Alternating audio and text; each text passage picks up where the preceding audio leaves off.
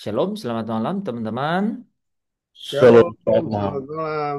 Ya, katanya shalom itu mengandung arti yang sangat luar biasa. Bukan hanya salam, saudara ya. Tetapi di dalamnya ada satu pesan akan eh, doa, gitu ya. Bahwa jadilah engkau diberkati, teguhlah segala sesuatu sehingga kepadamu janji Tuhan itu terjadi, gitu. Shalom. Nah, Bapak Ibu Saudara yang dikasihi Tuhan, tadi malam kita sudah membahas ya satu poin mengenai ujian terhadap eh, iman ya, yaitu motivasi iman gitu, motivasi iman. Dan contoh hidup di mana Alkitab buat cerita itu, Saudara, bagaimana Allah memperkenalkan maksudnya dan keputusan kehendaknya gitu ya, sehingga kita dapat mengenal Dia itu melalui kehidupan Ayub, ya kan? Kita sudah bahas bahwa awalnya gitu, awalnya ya, sekalipun Ayub ini orang yang saleh gitu ya, orang yang taat, bahkan orang yang tahu ya bagaimana mengutamakan Tuhan gitu ya. Tetapi ada satu format, ada satu pengetahuan, pemahaman mengenai Allah yang eh, belum lengkap dalam hidupnya, gitu. Sehingga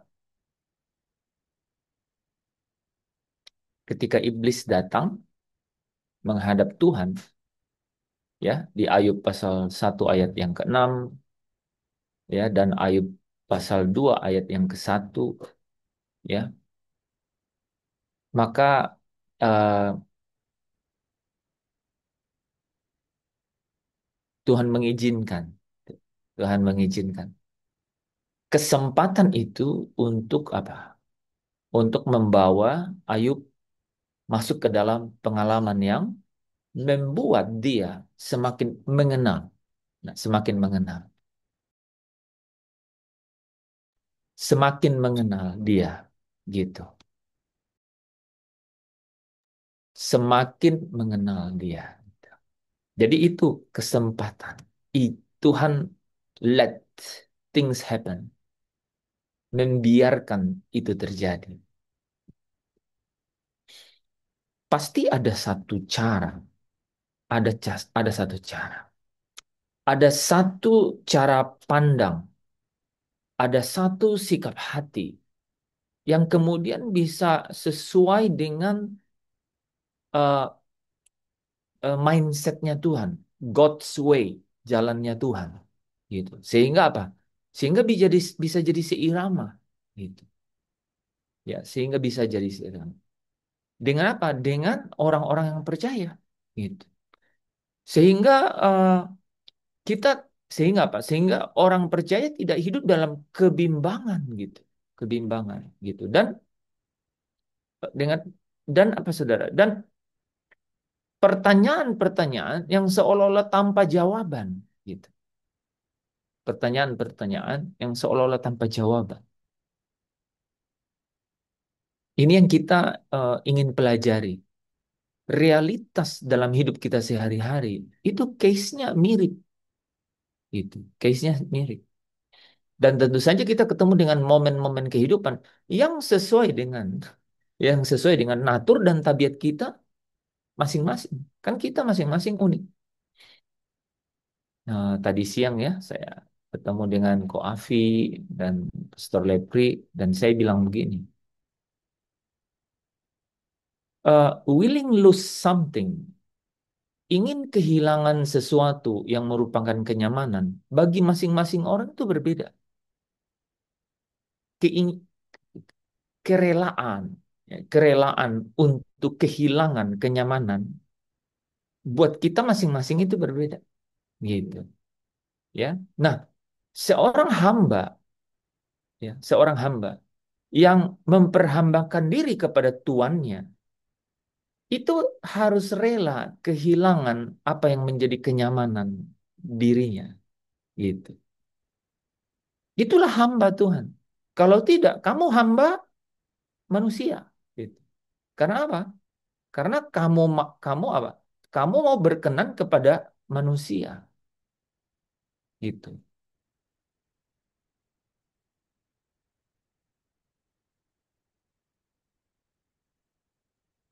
Kamu seolah-olah kehilangan, gitu. Kamu seolah-olah kehilangan. Padahal sejatinya itu karena sebenarnya itu itu sesuatu yang tanda kutip ya, itu tidak terlalu berharga buat kamu.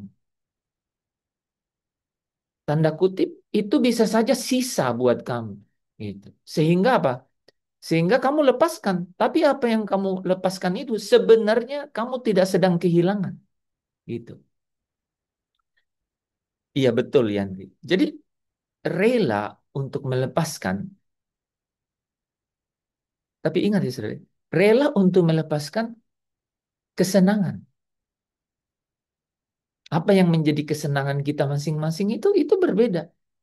Apa yang paling saudara ya, apa yang paling saudara hargai dalam hidup, saudara lepaskan gitu.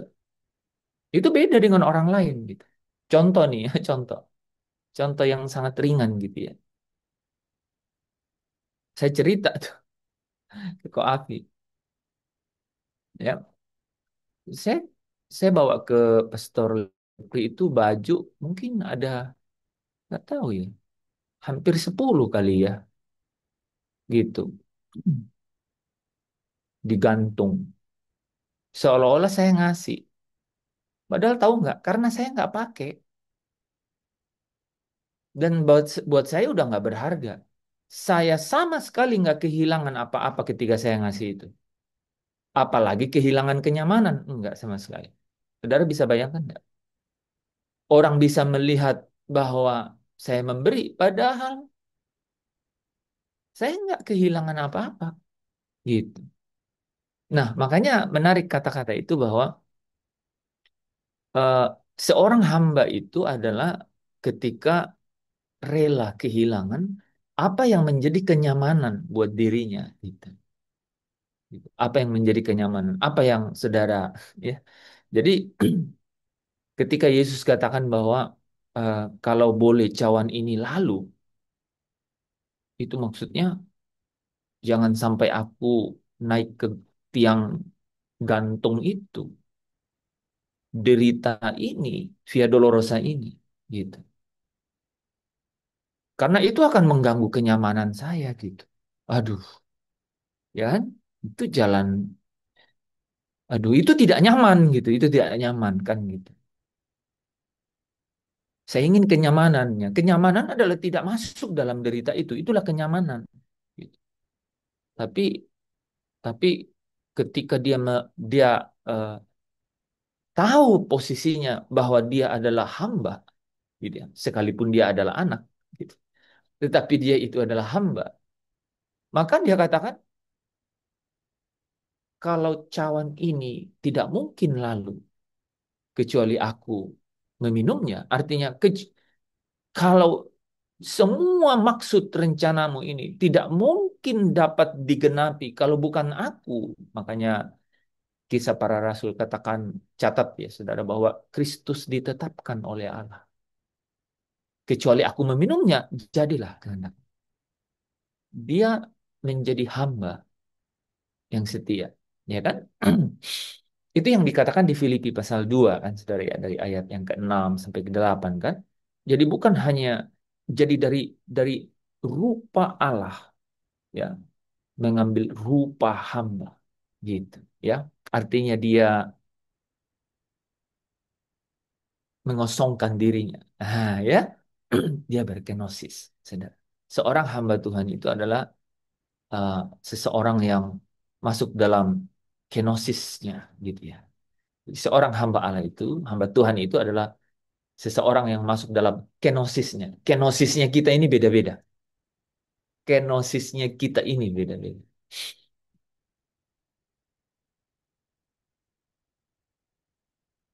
saudara yang dikasihi Tuhan, ada orang loh yang yang tidak terlalu masalah dengan harga dirinya. Ada, gitu. Tapi ada orang yang, 1 inci saja mengenai harga diri, itu bisa apa? Ya, mengambil bagian besar di dalam hatinya gitu ya. Sehingga kalau kau injak 1 inci dari harga dirinya itu, maka ada hatinya yang patah. Sehingga dia patah hati. Dan kalau udah patah hati itu saudara, itu apa, eh, hatinya jadi pahit gitu ya. Akar pahit itu eh, menggerogoti batinnya gitu. Wah, itu eh, bisa ini saudara, bisa mempengaruhi dia gitu ya. Oke. Nah, kita akan lanjut saudara ya, bahwa setelah Ayub ya, setelah Ayub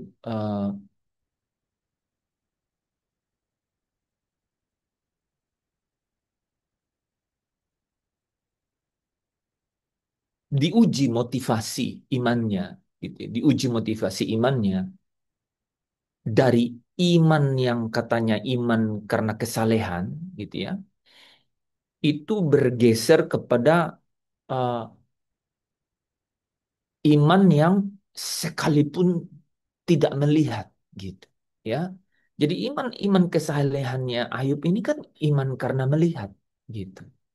Sehingga ada format eh, sebab akibat gitu.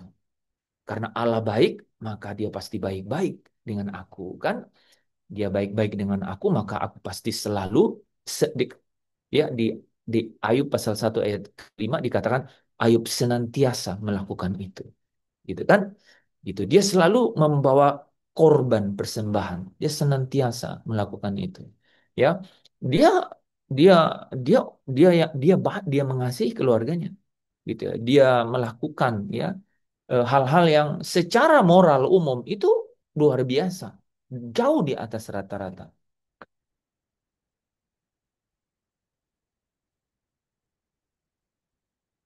Tetapi Allah ingin mengajarkan sesuatu yang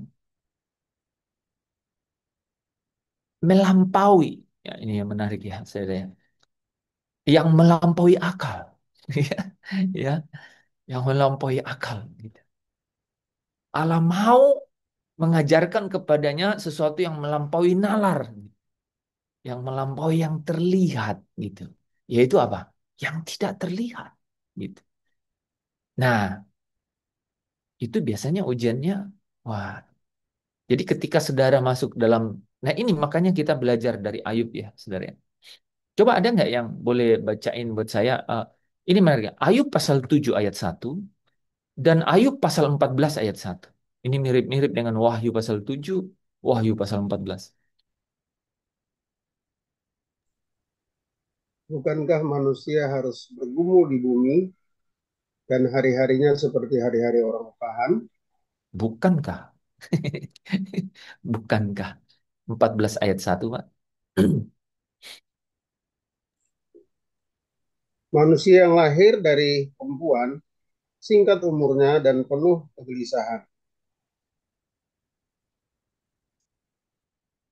Bukankah manusia itu harus bergumul? Dan bukankah ya hidupnya itu pergumulannya itu adalah kegelisahan? Gitu. Ya.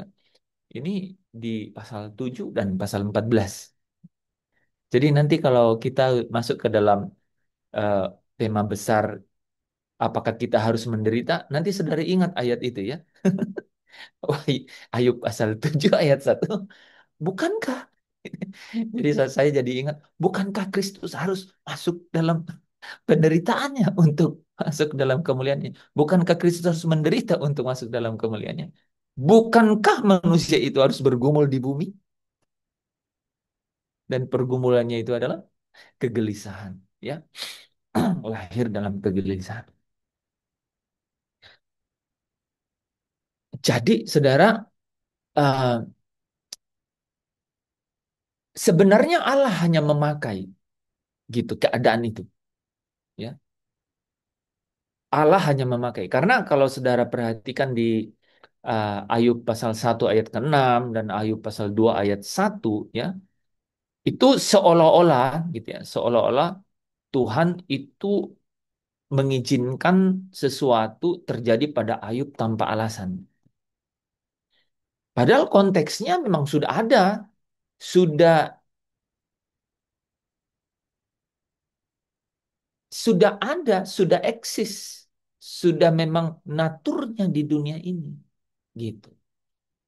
Ya, Allah hanya dengan maksudnya itu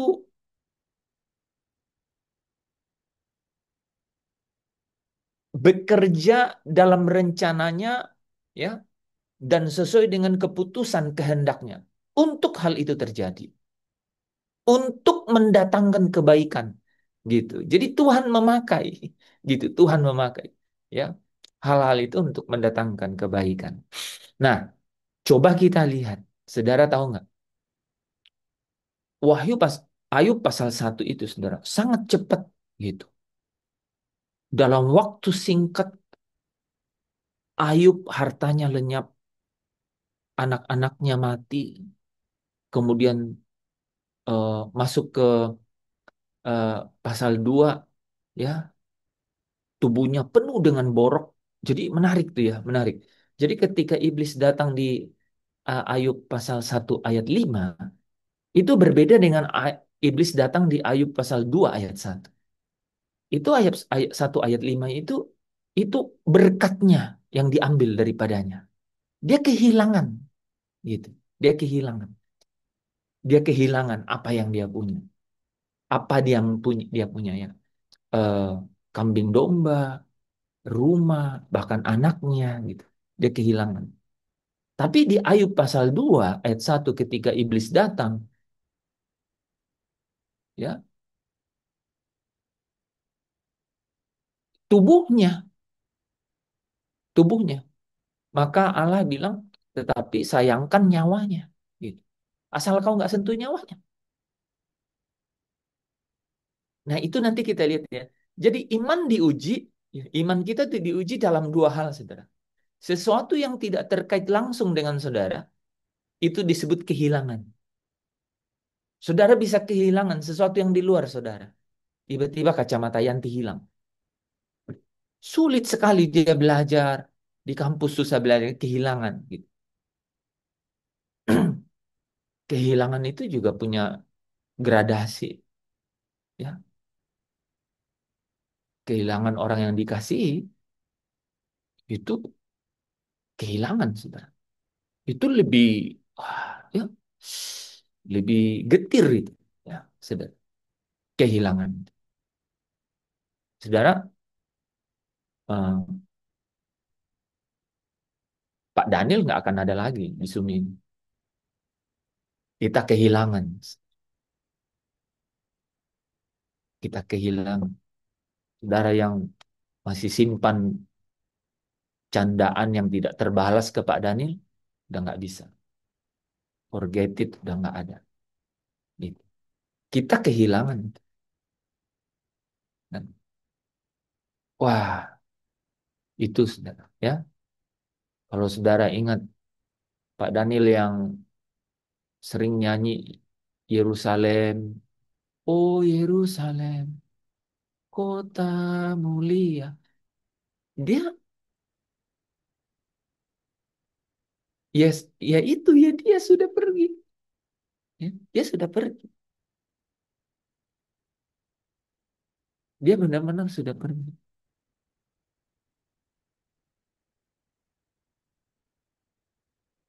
Tadinya kita pikir Wenda yang mau pergi. Senyum aja Wenda, nggak apa-apa. Ya, ya kan? Eh, saudara, jadi bayangkan ya saudara ya, itu kehilangan itu kehilangan. Itu dalam ini kita tuh kehilangan, gitu. Nah, tapi yang menarik saudara, ketika saudara kehilangan, nggak langsung terkait dengan diri saudara tuh, gitu. Nah, kan 2 kali itu iblis datang kepada Tuhan untuk minta izin mencobai itu. Ayub. Jadi yang pertama hubungannya dengan kehilangan sesuatu yang di luar dirinya, gitu.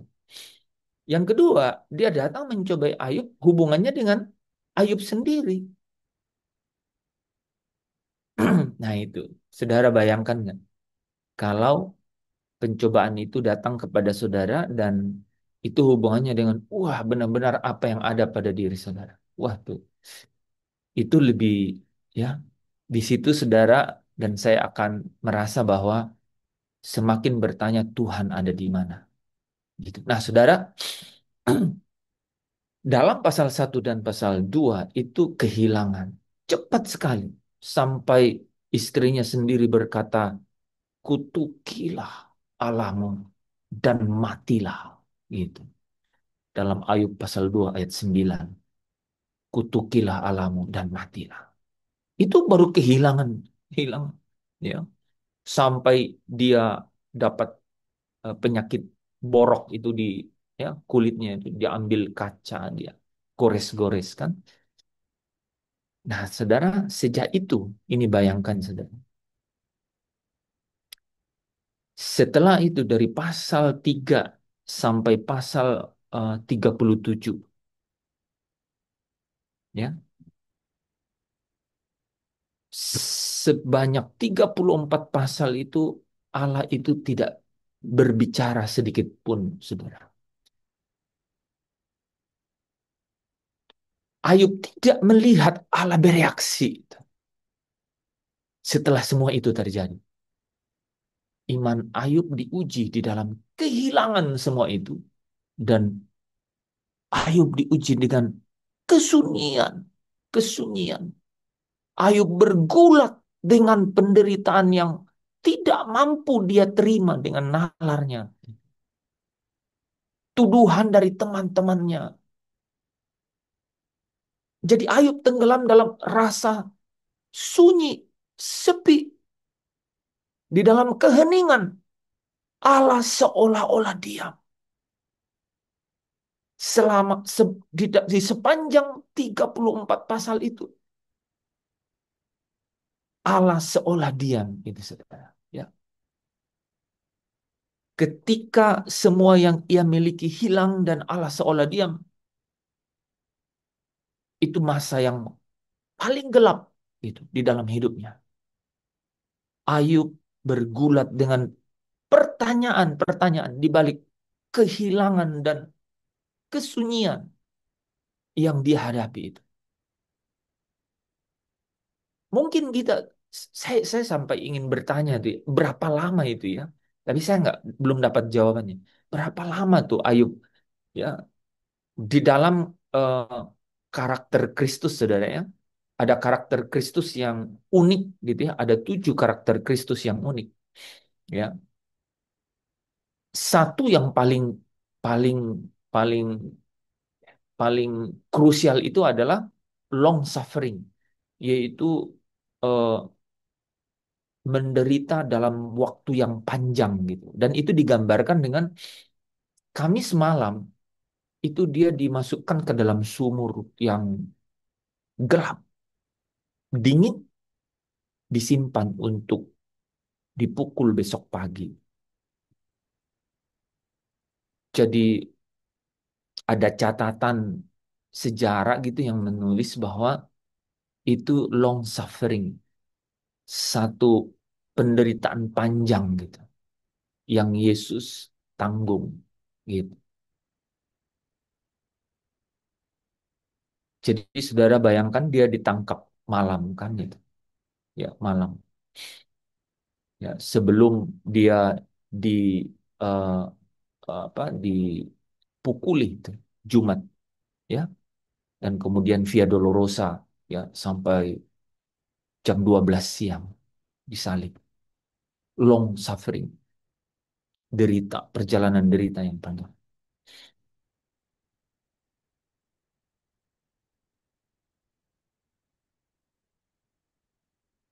Jadi di dalam kehidupan kita itu, sekalipun itu bukan kapan ya saya gitu ya, tapi sebenarnya terjadi di bagian-bagian kehidupan kita. Itu ada bagian-bagian, ya sependek apapun itu terjadi. Allah seolah-olah diam. Dan di hidup kita, kita merasa itu seperti waktu sunyi. Itu ada lagu tuh Pak Tadus, lagu-lagu kita dulu tuh. Da, da, da, da, da, da, da, da. Ku merenung nasib ini sesungguhnya. Sesungguhnya hmm, tanpa salib Kristus menolongku. Ya, kalimat awalnya itu apa, Pak? Saat sunyi, Saat sunyi, saat sepi, ku ku merenung merenung nasib. hidup ini. Nah, jadi jadi ada bagian-bagian gitu. Sesungguhnya hidup ini tak berarti. Jadi pasti di penggalan-penggalan eh, pergumulan hidup kita itu terjadi itu, ya keadaan-keadaan gitu, ya. Nah, saudara, itu ujian untuk membawa kita masuk itu lebih dalam sebenarnya, lebih dalam, ya. Sampai di dalam keadaan itu tuh kalau saudara baca Ayub pasal 23 ayat 3 ya. eh, di situ Ayub sampai sampai sampai apa bergumam gitu ya. Coba baca Ayub 23 ayat 3. Ayat 23 ayat yang ketiga. Semoga aku tahu mendapat dia dan boleh datang ke tempat yang bersemayam. Jadi dalam keadaan itu tuh dalam terjemahan bahasa Indonesia sehari-hari gitu ya, saudara, begini. Ah, kiranya ku ketahui tempat ia berada, supaya aku dapat pergi dan bertemu dengan dia. Itu untuk melakukan pembelaannya. Dia mau bilang, Tuhan, what's wrong? Dong salah apa? Eh, Beta salah apa? Gitu. Beta salah apa, Tuhan? Gitu. Ya. Tuhan itu bisa tersenyum ya. Bagus ya, bagus. Jadi sebenarnya kamu udah tulus gitu. Kamu udah tulus. Tapi nggak apa-apa gitu ya. Memang kamu belum menyadari itu.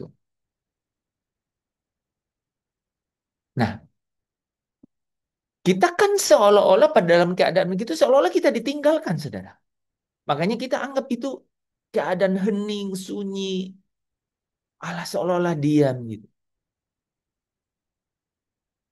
Padahal itu adalah keadaan di mana Allah paling mendekap kita dengan tangan kasihnya gitu. Nah, itu nanti Ayub bisa sadari itu, tapi sama kita ketika ada di dalam keadaan itu sama dengan Ayub. Ayub bilang begitu, ah kiranya ku ketahui tempat ia berada, supaya aku dapat pergi dan bertemu dengan dia. Gitu. Itu untuk datang melakukan, beta salah apa? Ya, what's wrong with me gitu. Ya, kurangkah korban bakaran yang kubawa kepadamu sebagai persembahan? Itu. Mungkin kalau Pastor Lep ini, kurangkah jam-jam pelayanan yang selama ini kukorbankan, meninggalkan bayiku kan gitu. Ya kan? Kalau Mira sama Yanti dan mungkin siapa? Rida gitu bilang, kurangkah jam-jam Zoom yang selama ini kami setia di dalamnya. Ya, mengorbankan tugas-tugas yang kami tidak bisa touch kerjakan karena harus ikut Zoom. Ini ini nggak mewakili derita kalian kan ya. Tapi pegang kata-kata saya ini, ya. Dalam persekutuanmu dengan Tuhan itu jeripayamu itu tidak pernah sia-sia. Saya bagi satu setitik aja, setitik. Setitik air di daun talas itu bisa berarti, saudara. Ini setiap kali saya kuliah, setiap kali kuliah, dan tiba waktu yang namanya jam persekutuan, saya tinggalkan jam kuliah. Saya pergi atur semua yang diperlukan untuk acara persekutuan. Pindahin kursi, atur kursi, sapu lantai, bawa tikar, gelar tikar, pasang sound system, pasang keyboard. Bukan saya yang main keyboard, cuman pasang ya. Saya beresin semuanya. Saya pastikan siapa ini. Itu saya hubungi pembicara, gitu ya. Bapak sudah di mana? Kita kena macet atau tidak? Gitu. Dalam persekutuanmu dengan Tuhan, jeripayamu tidak pernah sia-sia. Ya, mungkin kedaginganmu atau sedikit ya eh, kenyamananmu terganggu dengan jam-jam Zoom ini, tapi sadarilah ya bahwa dalam persekutuanmu dengan Tuhan, ya itu apa? Ketika kau benar-benar luangkan waktu itu untuk cari kebenarannya. Aku pernah ya selalu ulang ada statement seorang hamba Tuhan ya. Eh, Lawanlah Tuhan di dalam hal memberi, maka engkau tidak akan pernah keluar sebagai pemenang. Lawanlah Tuhan dalam hal kau memberi waktumu, maka kau tidak akan pernah keluar sebagai pemenang. Gitu. Pasti dia akan membalas waktu yang kau berikan untuk dia. Kalau tidak di bumi ini, maka nanti di sana. Ah, pastor bisa aja menghibur. Ya, nggak apa-apa. Ya begitu, saudara. Nah, saudara, jadi ujian terbesar iman itu sebenarnya adalah ketika kita percaya kepada Allah, walaupun tanpa bukti lahiriah, tanpa bukti kehadirannya, bahwa dia peduli, bahwa dia tidak pernah diam, gitu, bahwa dia sebenarnya sedang bekerja, gitu, sedang mengerjakan sesuatu di dalam hidup, dia sedang merancangkan maksudnya menurut ketetapan keputusannya. Itu ujian terbesar dari iman. Yaitu kita harus percaya gitu kepada Allah walaupun tanpa bukti-bukti lahiriah. Katanya ya, angin itu walaupun kamu tidak lihat tapi kamu tahu dia kemana, dari mana datangnya dan kemana dia pergi. Tapi ini nggak kerasa apa-apa, nggak tahu apa-apa. Itu ujian iman. Di sini Allah sedang memurnikan motivasi imannya Ayub, saudara. Ya, pergeseran dari bagaimana Ayub percaya ya eh, bahwa Allah memberkati dia ya dengan hal-hal yang dia bisa lihat gitu ya. Kepada satu keadaan di mana Ayub harus percaya kepada Allah ya, sekalipun ia tidak melihat jalan-jalannya, sekalipun ia tidak melihat apa yang Allah sedang kerjakan untuk hidupnya gitu. Itu ujian terdalam dari ini.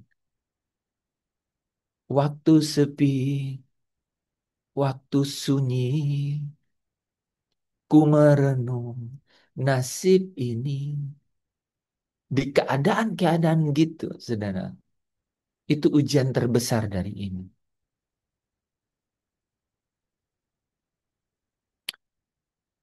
Kemurnian iman itu diuji ketika kita merasa Allah itu terasa jauh. Sekalipun dalam keadaan itu sebenarnya keadaan yang paling mendekap, paling erat mendekap kita. Di dalam konteks hidup kita sebagai orang percaya nih, saudara ya. Mungkin kita, ini nih ya contoh saudara kita Pak Daniel. Itu udah lama loh saudara, ya. Kita tahu kan, udah lama. Kan itu mulai dari tangannya yang dioperasi. yang diamputasi, dipotong. Ih, panjang. Tapi saudara bisa bayangkan nggak? Perjalanan panjang dia itu Tuhan juga hadir gitu. Ya, bayangkan ya saudara ya, dalam fenomena dinamika seperti itu Tuhan juga hadir dengan kebenarannya memurnikan gitu. Momen yang paling indah itu saudara, itu kalau Pak Daniel nyanyi, Oh Yerusalem, kota mulia. Bayangkan nggak dalam dinamika keadaan fisik yang dialami itu batinnya itu merindukan sesuatu, merindukan kota Allah, merindukan kota Allah. Itu kan proses di mana Allah tidak kelihatan, pekerjaannya, kepeduliannya kita nggak lihat gitu. Tapi dia sedang mendandani manusia batinia gitu. Wah, bayangkan nggak dia mendandani manusia batinnya dengan apa? Dengan keadaan di luar ya yang mencekam gitu. Wah, ya, luar biasa keadaannya. Ya, jadi kita mungkin sudah berdoa lama gitu ya, tapi langit seperti tertutup, seperti tidak didengar, tidak ada jawaban, tidak ada tanda-tanda jawaban. Hmm. Dan kita mungkin mulai lelah, kecewa, saudara ya, bahkan ingin menyerah. Pelajaran dari Ayub itu, saudara ya, itu adalah bahwa diamnya Allah bukan berarti Allah itu tidak hadir. Seolah Allah diam itu bukan berarti Allah itu tidak peduli, gitu. Ya, justru Allah sedang bekerja dalam diam untuk membentuk hati yang terdalam, ya, dengan lembut supaya kita memiliki motivasi percaya yang murni di hadapannya. Di dalam tahapan ini, saudara ya, ketika bicara mengenai kita kehilangan, kita masuk di dalam lembah sunyi. Lembah sunyi itu sebenarnya Allah sedang bekerja untuk menyingkirkan kebergantungan kita kepada berkat yang secara lahiriah gitu dapat kita lihat, nampak gitu. Mata kita bergantung pada sesuatu yang terlihat gitu. Allah ingin menyingkirkan itu untuk membawa kita pada satu tingkat percaya yang lebih murni itu, yaitu Allah menggantinya dengan kebergantungan kepada Dia secara pribadi, bukan kepada jawaban dari semuanya, bukan bukan solusi kepada masalah yang kita punya gitu, bukan kesembuhan terhadap sakit, bukan jawaban eh,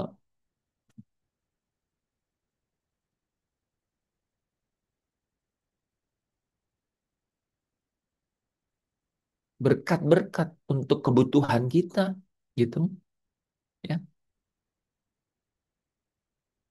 Tapi dia ingin membawa kita kepada yang tidak kelihatan, yaitu dirinya sendiri gitu.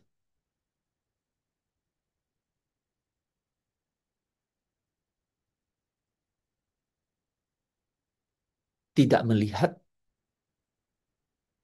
tetapi tetap beriman. Bukti dari apa yang tidak kita lihat. Jadi kita sebenarnya secara sederhana itu Tuhan mengajari kita untuk mengerti arti iman yang sesungguhnya kan? Ya kan? Yaitu apa? Bukti dari apa yang kita tidak lihat.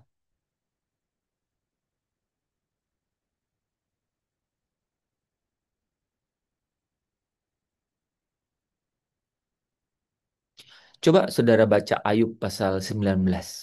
Nah, ini di akhir ya. Akhirnya Ayub itu eh, menyadari dan dibawa ke tingkat itu, saudara. Ya, Ayub pasal 19 ayat 25 sampai 27. Ayub pasal 19 ayat 25 sampai 27. Tetapi aku tahu penebusku hidup dan akhirnya ia akan bangkit di atas debu. Juga sesudah kulit tubuhku sangat rusak, tanpa dagingku pun aku akan melihat Allah. Yang aku sendiri akan melihat memihak kepadaku. Mataku sendiri menyaksikannya dan bukan orang lain. Hati sanubariku merana karena rindu. Jadi di balik kehilangannya, bukan hanya kehilangan itu. Dia udah lewat itu. Di balik kesunyiannya, di mana deritanya itu, bahkan dia bilang apa katanya? Sesudah kulit tubuhku sangat rusak, tanpa dagingku pun, sekalipun dagingku dan ya, dia katakan bahwa aku akan melihat sendiri Allah itu dan aku akan menyaksikan dia bela aku dengan mataku, gitu. Jadi dia mau bilang kerinduan hatiku. Jadi dia punya kerinduan, ya. Dia merasa sanubarinya itu merana karena rindu. Jadi ada yang menarik, ada yang menarik. Kehilangan dan kesunyian dalam hidup itu itu memaksa imannya Ayub untuk benar-benar hanya merindukan pribadi dan bukan yang lain. Itu yang disebut contentment. Itu yang disebut merasa cukup, gitu. Jadi Allah itu membawa kita bisa kehilangan dan bahkan masuk ke dalam lembah-lembah sunyi supaya kita ketemu dan benar-benar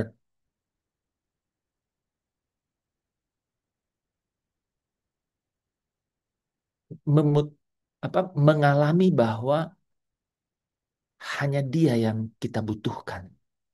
Dan kalau ketemu Dia, kita cukup dalam hidup.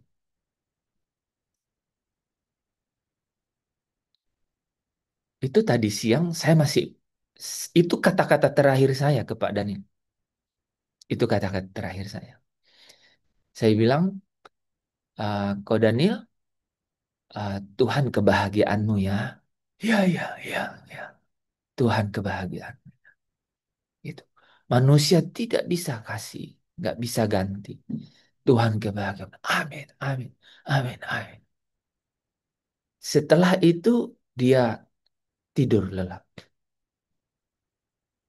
Itu sebenarnya sebelum sebelum dia tidur lelap itu dia udah pingin buka selang yang di hidungnya.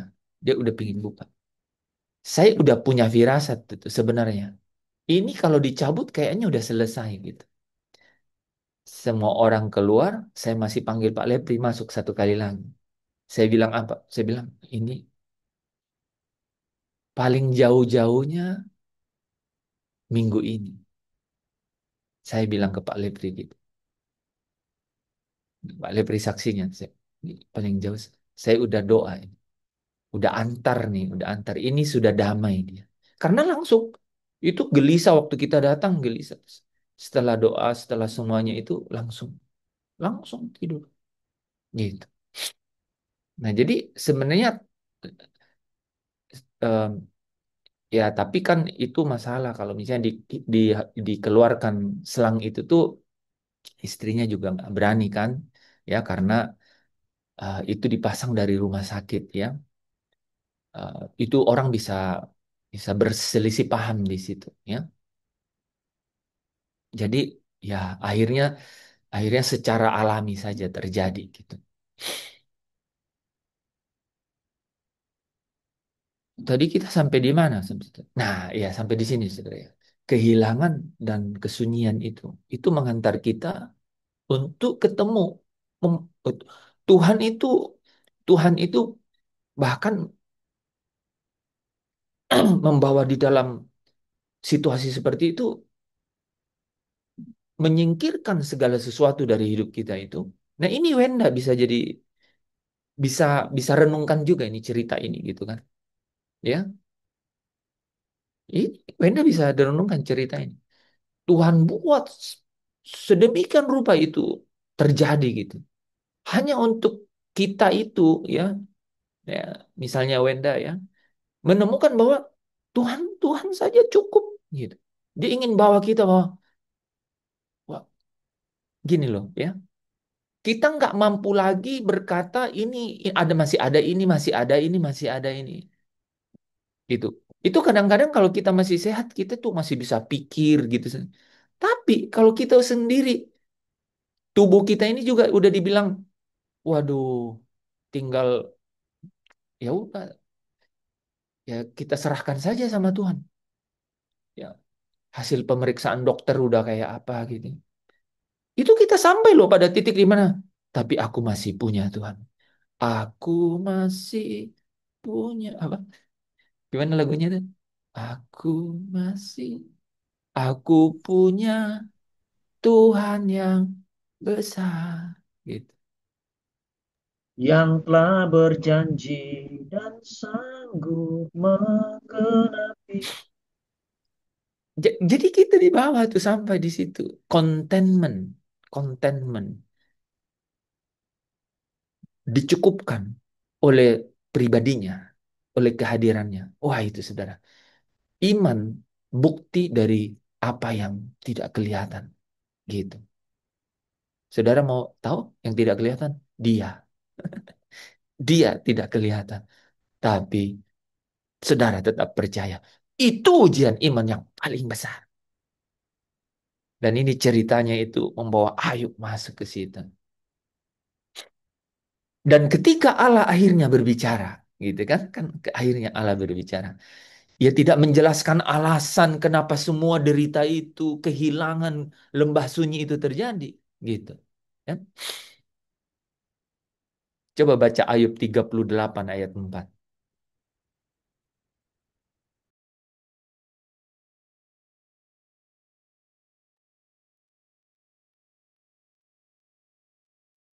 Jadi iman yang diuji dengan kehilangan dan kesunyian tadi, itu sampai kepada tingkat yang ketiga, iman yang kemudian berjumpa dengan pribadi itu. Gitu. Ya. Iman yang berjumpa dengan pribadi itu. Ya. Berjumpa pribadi itu atau mengenali dia secara pribadi. Gitu. Ayub 38 ayat yang keempat. Di manakah engkau ketika aku meletakkan dasar bumi? Luar biasa. Ceritakanlah kalau engkau mempunyai pengertian. Ayub disadarkan bahwa yang Ayub butuhkan bukan jawaban, bukan alasan atas semua yang ia alami, melainkan pengenalan dan perjumpaan dengan seorang pribadi, yaitu Dia Allah yang hidup itu. Where was you? Di manakah engkau ketika aku meletakkan dasar bumi? Dia mau katakan bahwa aku yang berdaulat gitu. Tidak ada sesuatu yang terjadi di luar, ya, di luar kehendaknya, gitu. Tidak ada. Bapak Ibu, saudara yang dikasihi Tuhan, ini firman kebenaran itu penting sekali loh dalam hidup kita orang percaya. Ketika saudara sungguh-sungguh ya menyatu dengan kebenaran itu bahwa Allah itu berdaulat. Allah tidak mungkin izinkan sesuatu terjadi di luar keputusan kehendaknya, di luar maksudnya, di luar rencananya. Itu saudara benar-benar akan dibawa dalam pengalaman akan perjumpaan dengan Dia. Pengalaman akan mengenal maksud dan rencananya. Pengalaman akan mengenal keputusan kehendaknya. Gitu. Dan ketika saudara masuk ke dalam situ, saudara akan semakin menikmati pengalaman itu bersama Dia. Gitu. Dan akhirnya Ayub tuh berkata di dalam Ayub 42 ayat 5 kan, dahulu aku hanya mendengar tentang engkau dari kata orang, tetapi sekarang mataku sendiri memandang engkau. Jadi di sini saudara iman Ayub mencapai satu puncak gitu saudara. Ya, ia tidak lagi hanya mengetahui Allah, tetapi ia mengenal bahkan mengalami Allah itu. Ya, ia tidak lagi mencari jawaban ya atas semua kehilangan, semua jalan sunyi gitu. Tetapi dia menemukan pribadi yang menjadi jawaban.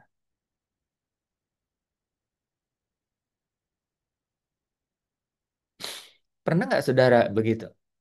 Ya, saudara udah susun nih pertanyaan. Nanti kalau saya ketemu tuh orang yang saya tanya, oh itu kenapa itu? Tapi tiba-tiba ketemu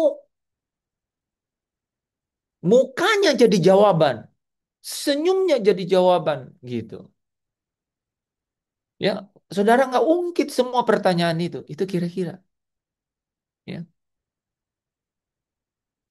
puncak iman kita itu ketika kita tidak lagi cari jawaban dari semua apa kehilangan semua lembah sunyi yang kita lewati, tapi kita ketemu dengan pribadi yang jadi jawaban untuk semua itu. Gitu. Makanya saudara, ya, sering kita datang kepada Allah untuk meminta penjelasan gitu ya, mengapa ini terjadi. Namun jawaban terbesar justru datang bukan dalam bentuk jawaban atas semua pertanyaan itu, melainkan perjumpaan dengan Dia. Gitu. Ya, pengalaman pribadi mengalami kehadirannya, gitu. Dan itu tidak bisa saya motivasi saudara, nggak bisa. Saudara masuk dan kemudian larut di dalamnya, ketemu sendiri dengan Dia. Bayangkan saudara ya, iman yang dipulihkan seperti ini. Wah, itu yang lanjutan tadi lagu itu kan. Apa? eh, apa ketika firman itu digenapi gimana itu lagunya? Hidupku menggenapi firman-Mu. Iya. Tanda mujizat sertai tiap langkahku, ya. Jadi kita jadi kita jadi mujizat itu sendiri, saudara. Ya, karena apa? Karena firman itu hadir di dalam hidup kita. Ya, nah, jadi eh, puncak iman itu, ya, iman seperti ya, itu adalah iman yang mengalami pemulihan, gitu. Nah, iman yang mengalami pemulihan seperti ini itu menghasilkan buah. Ya, Ayub pasal 42 ayat 10 sampai 17 itu cerita panjang mengenai itu ya. Jadi, setelah ujian Ayub dipulihkan, ya. Bukan hanya secara materi gitu ya, tetapi secara batin dan rohani. Nah, kemarin kan ada soal kuis itu kan. Banyak teman-teman yang jawabnya dari itu ya.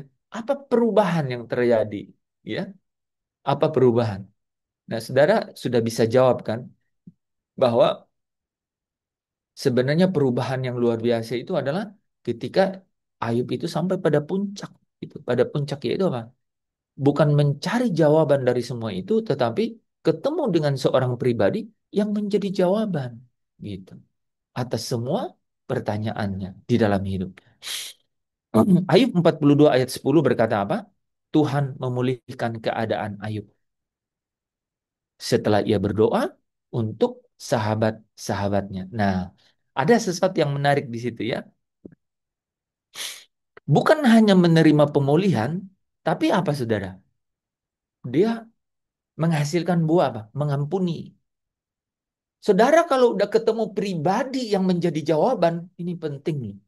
Ini ini makanya gitu. Kita ketemu dengan Kristen sejati kalau imannya sudah sejati. Saya ulang kata-kata itu. Kita tuh ketemu dengan Kristen sejati atau pengikut Kristus yang sejati kalau imannya udah sejati. Karena kalau imannya udah sejati, iman yang mencapai puncak seperti lewatin lembah kehilangan dan lembah kesunyian tadi, maka dia Kristus sudah menjadi jawaban. Jadi dia udah contentment, dia sudah dicukupkan dalam hidupnya. Dia pribadi itu adalah segala-galanya dalam hidupnya. Itu menjadi kecukupan dalam hidupnya. Pribadi itu cukup baginya. Tidak ada lagi yang dia ingini yang lain kecuali pribadi itu. Maka apa saudara? Pengampunan, doakan musuh, gitu. Ya, menjadi saluran berkat buat orang lain. Itu luxuries gitu. Itu sesuatu yang dia kasih dengan apa? Dengan hambur-hambur gitu. Ya. Nggak perlu dituntut untuk mengampuni. Nggak perlu dituntut untuk doakan musuh. Nggak perlu dituntut untuk apa? eh, apa namanya? eh, melepaskan pengampunan gitu. Nggak perlu dituntut. Itu lahir dengan sendirinya. Makanya selama ini ya setiap kali saya ketemu di apa? Padahal saya ketemu dia itu 3 kali ya sebelum di dalam masa sakitnya itu saya nggak bawa yang lain. Ya Tuhan selalu ngomong satu poin. Kasih tahu bahwa dia pada dalam bahwa dia pada keyakinan batinnya bahwa aku cukup, aku jawaban untuk semua permasalahannya. Aku jawaban gitu. Aku jawaban gitu. Nah, sampai terakhir juga tadi saya katakan, Pak Daniel, Tuhan itu kebahagiaanmu. Amin. Gitu. Ya. Saudara, setelah masa ujian, ya banyak orang percaya mendapati dirinya itu uh, dia lebih mengenal Allah, ya, lebih pekah gitu, ya, dan yang pasti lebih berbelas kasihan gitu. Karena apa, saudara? Dia yang nggak ada yang dia tuntut, dia sudah mencapai pencarian terbesar dalam hidupnya, gitu. Nah, kalau saudara sekali lagi saya tanya, apa sih ujian terbesar bagi orang yang percaya? Kira-kira jawabannya apa? Satu jawaban. Motivasi iman.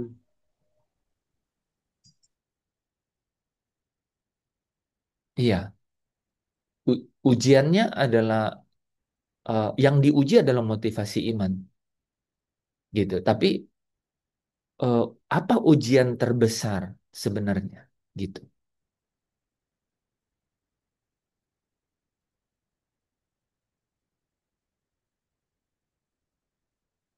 Atau apa hasil dari ujian terbesar itu?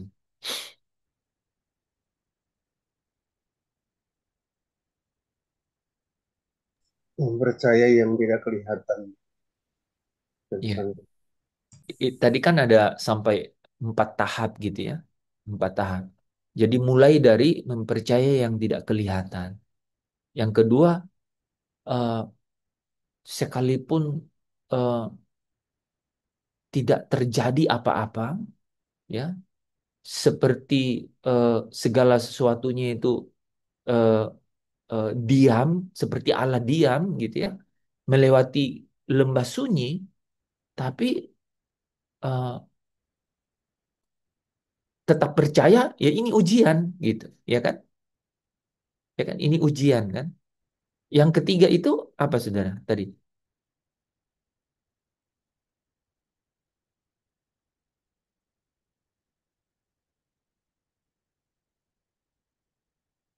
hmm?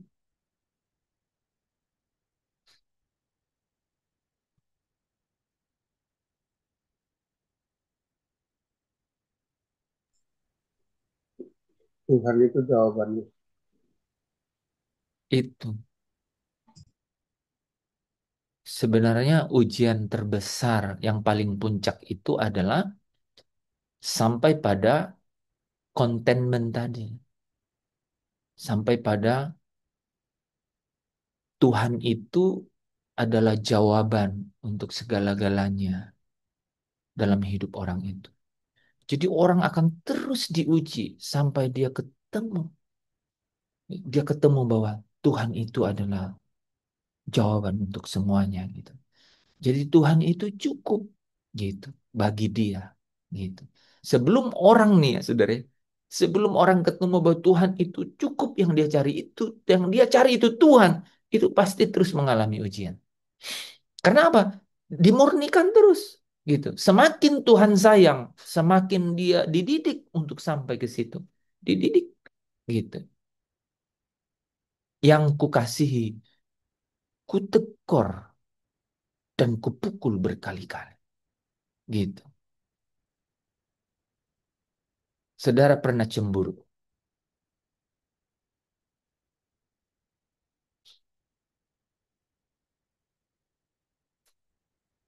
Saudara, saya kasih tahu satu rahasia ya. Allah itu cemburuan. Jadi kalau saudara anak-anak Allah, saudara juga harus cemburuan. Jadi kalau orang nanya saudara, kamu cemburuan? Ih, cemburuan. Kan saya anak Allah. Karena Allah itu cemburuan. Nah, saudara sekarang sudah bisa rasakan. Oh, kalau Allah itu cemburuan, seperti saudara cemburu. Kenapa saudara cemburu? Coba saya tanya Rida. Kenapa Rida cemburu? Belum pernah. Kenapa coba cemburu? Karena Rida mau supaya Rida lah satu-satunya. Ya, ya kan gitu. Nah, Allah itu mau supaya dia satu-satunya. Gitu. Dia akan bawa kita, dia akan giring kita sampai kita bilang, engkaulah satu-satunya. Gimana lagunya itu? Ya. Nah, jadi dia yang menjadi segala-galanya dalam hidup kita. Gitu. Dia akan bawa gitu, dia akan giring tuh sampai ke titik itu. Nah, saudara, jadi kalau kita menghadapi eh, cobaan dalam hidup, kita pasti sekarang udah jadi peka kan? Wah, ini aku sedang menduakan dia nggak ya? Gitu. Aku duakan dengan sesuatu yang kelihatan, ya kan? Itu aku duakan dengan sesuatu yang eh, apa? Pikiranku, rencanaku, gitu. Ya. Nah, itu pasti kita diuji dengan itu, ya. Amin. Ya, kita tutup dalam doa dulu ya. Bapak, kami mengucap syukur untuk kami boleh mendengarkan rahasia hatimu malam hari ini. Bagaimana engkau memiliki maksud dan rencanamu di dalam hidup kami. Yang pasti terjadi seturut dengan keputusan kehendakmu. Engkau berdaulat di atas segala-galanya. Tidak ada uh, sesuatu yang terjadi di luar kehendak Tuhan. Di luar rencanamu tidak ada segala sesuatu pun yang terjadi. Kami bersyukur karena kami punya Allah yang berdaulat di atas segala-galanya. Untuk itu, di dalam kehidupan kami, mengiring anak tunggalmu Kristus Yesus, Tuhan kami. Kami meletakkan seluruh pengharapan kami, percaya kami di dalam rencanamu. Dan engkau adalah jawaban untuk apapun di dalam kehidupan kami. Menaruh seluruh pengharapan kami ke dalam tangan-Mu Tuhan. Tidak khawatir untuk hari esok, karena hari esok punya kesusahannya sendiri. Tidak khawatir hari esok karena Engkau ada di hari esok itu. Kami mengucap syukur untuk kebenaran. Kebenaran yang membawa kami ke dalam kelegaan dan kemerdekaan. Kebenaran yang menuntun kami ke dalam sukacita dan damai sejahtera. Damai sejahtera yang uh, menguasai hati dan pikiran kami dan memerintah di dalam hati kami.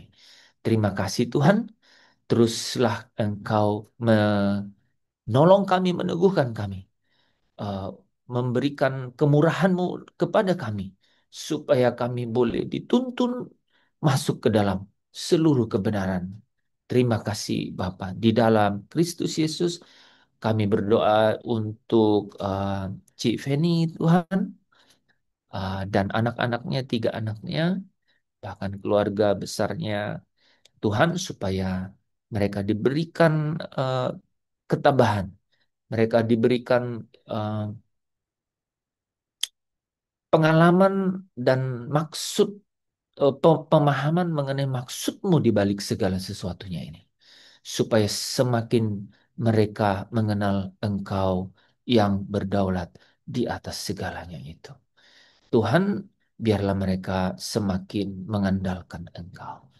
Dan Tuhan, biarlah Engkau juga bekerja di dalam segala sesuatu untuk mendatangkan kebaikan buat mereka.